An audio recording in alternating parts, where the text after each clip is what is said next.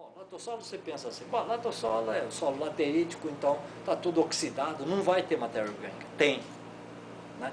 Então ele está trabalhando com matéria orgânica que ele extrai do latossolo, por exemplo, até na região de Londrina, por lá da terra roxa, lá chamada, ou do solo avermelhado também, aqui na região de Piracicaba, por aí mesmo, né? Ou lá em Humaitá, lá no estado do Amazonas e tal.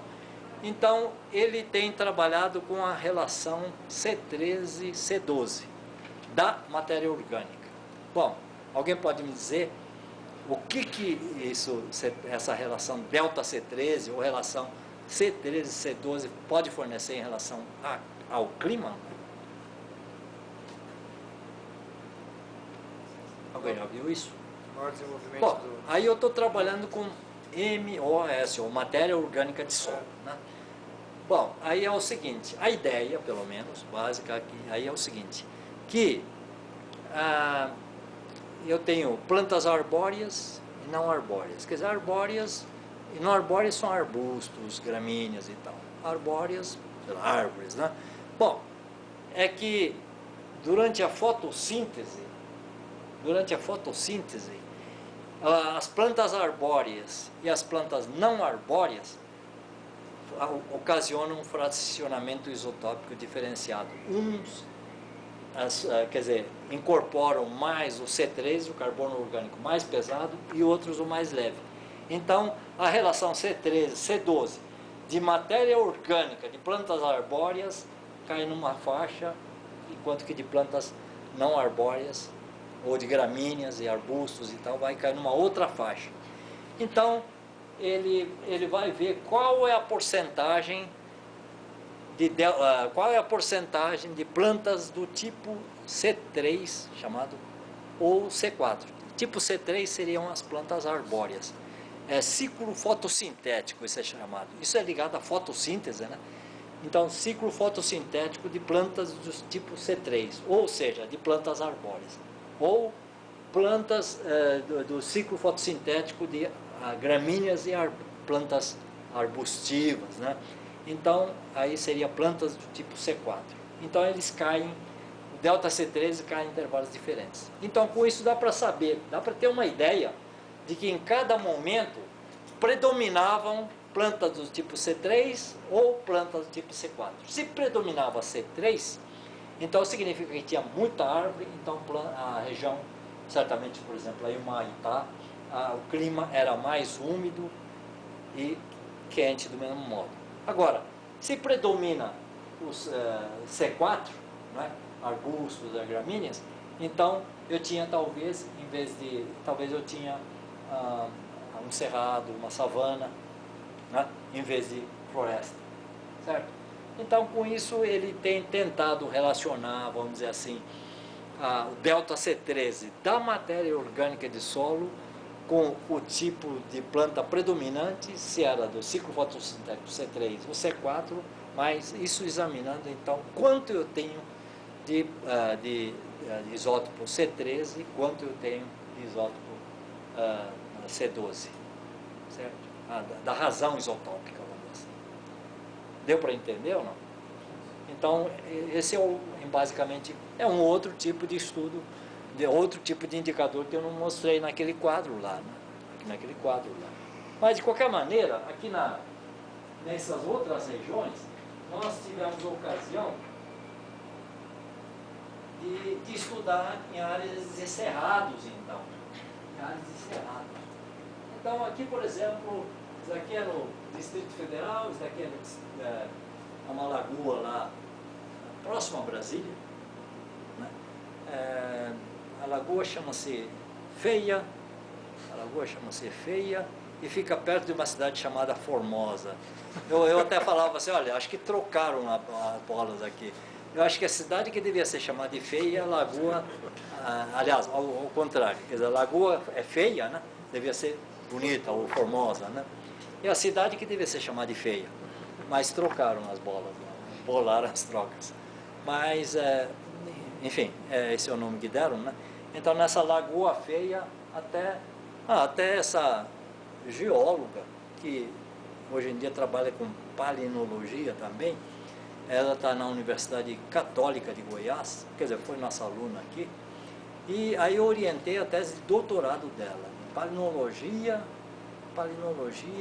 e sedimento lacustre dessa Lagoa Feia, né?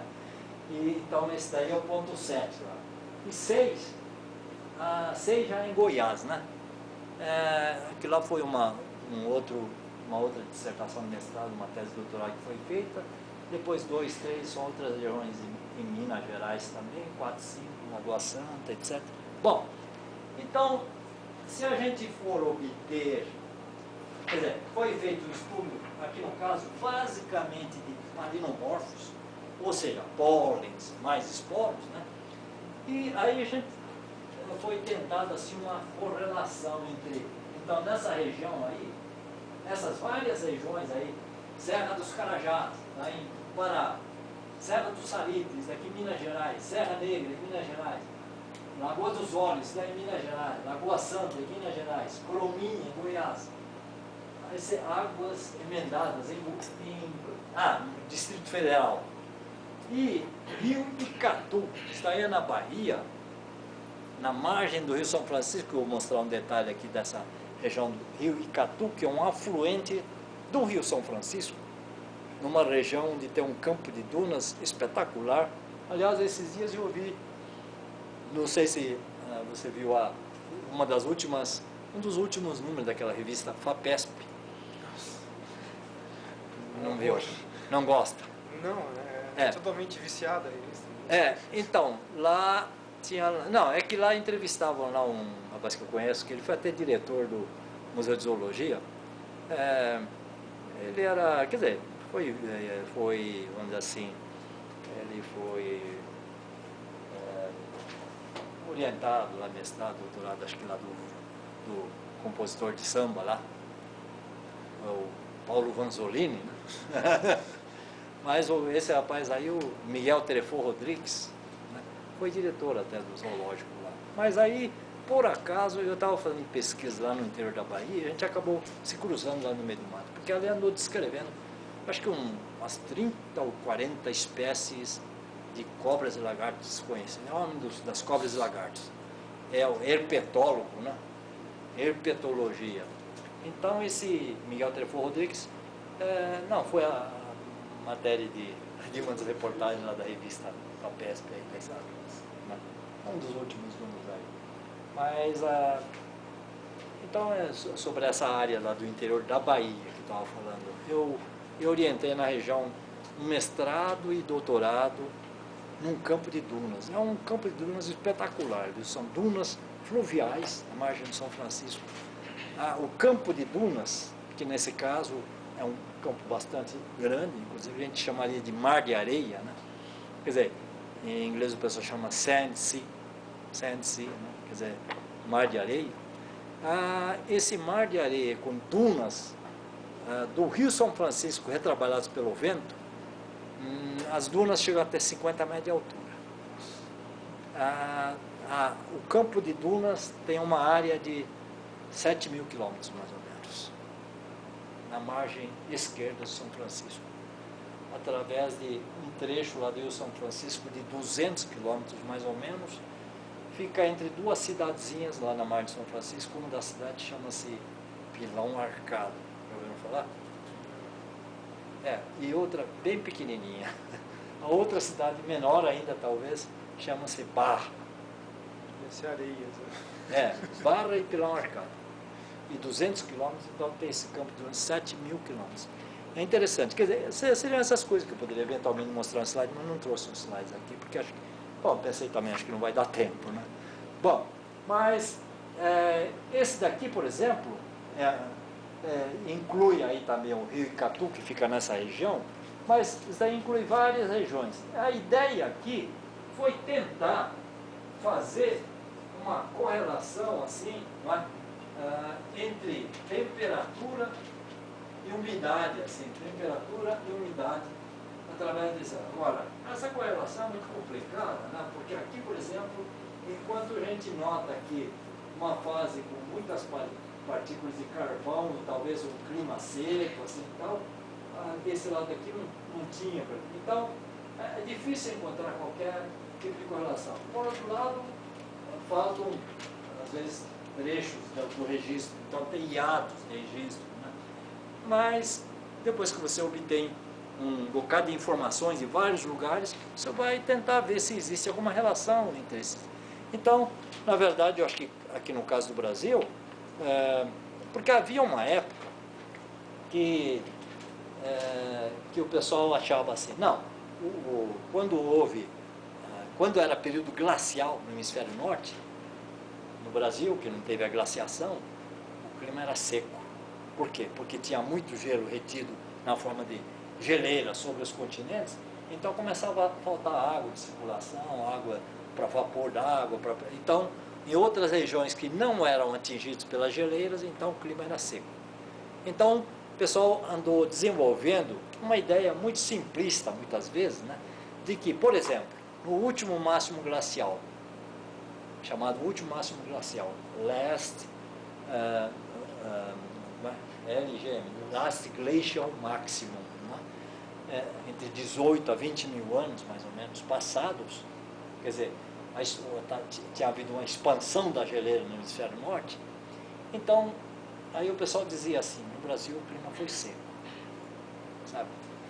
E, então, sempre achavam isso. Agora, acontece que tem um geólogo aí que andou fazendo uma tese de doutorado dele com sedimentos assim, carbonáticos, lá no interior da Bahia também. E lá no interior da Bahia tem um lugar lá onde tem dois afluentes do Rio São Francisco, chamados Jacaré e Salitre, que frequentemente eles ficam secos, assim, são rios efêmeros, né? São rios temporários, né? Agora, no leito desses rios aí, tem um carbonato assim, do tipo que ocorre, carbonato secundário, que ocorre aqui na região de Bonito, aqui no Pantanal Mato Grossense, né? Então, esse é um carbonato que está se precipitando hoje em dia nessa região aí, não é? De Bonito. Bom, na região de Bonito, eu não conheço a região lá, mas deve chover no mínimo uns 1.500 milímetros por ano, não é isso? Por aí, acho que por aí, né? Enquanto que lá nessa região lá do interior da Bahia que eu estou falando, o carbonato parecido com esse que precipita lá no Pantanal Mato Grossense, na região de Bonito, hoje em dia, lá na região do rio, no leito do rio Jacaré e Salitre, ele está sendo desmantelado hoje em dia. Então ele não está em formação, está sendo destruído. Aí eles andaram medindo pelo método urânio-tório a idade desse carbonato aí, do Jacaré e Salitre, lá no interior da Bahia, e encontraram o último período glacial, mais ou menos, quer dizer, o último máximo glacial, 18 mil, 20 e poucos mil anos. Então, parece que isso está sugerindo que o clima nessa região, que hoje em dia é clima tipicamente de caatinga, né? Parece que há 20 e poucos mil anos atrás, portanto, na época do último máximo glacial, a região era muito mais úmida do que hoje em dia. Talvez um clima comparável com o lá do Pantanal Mato Grossense atual, na região de Bonito, certo? Então, o que eu quero dizer com isso é o seguinte, que como o Brasil é bastante grande, né, não dá para você obter um dado aqui, um dado ali, e depois querer generalizar aquilo para o Brasil todo. Então, a gente tem que fazer vários estudos, e daqui a, sei lá, praticamente esses estudos mais detalhados de paleoclimas, por exemplo, eles começaram, um dos pioneiros aí, eu acho que é a Maria Lúcia Ábice, que estudou com os nossos pólens lá da região de Carajás. Ela está aposentada no INPA, lá em Manaus. Não sei se vocês conhecem, mas a Maria Lúcia Ábice, ela trabalha com palinologia, ela é aqui do Paraná até. Depois ela fez doutorado na Universidade de Amsterdã, lá na Holanda, com o Van der Hamen, que era um dos bambas, assim, nessa parte aí de palinomorfos, assim, do quaternário, né? E, bom, eu quase não tive tempo de falar do livro, né? Então eu vou só falar um pouquinho sobre o livro, que é o seguinte: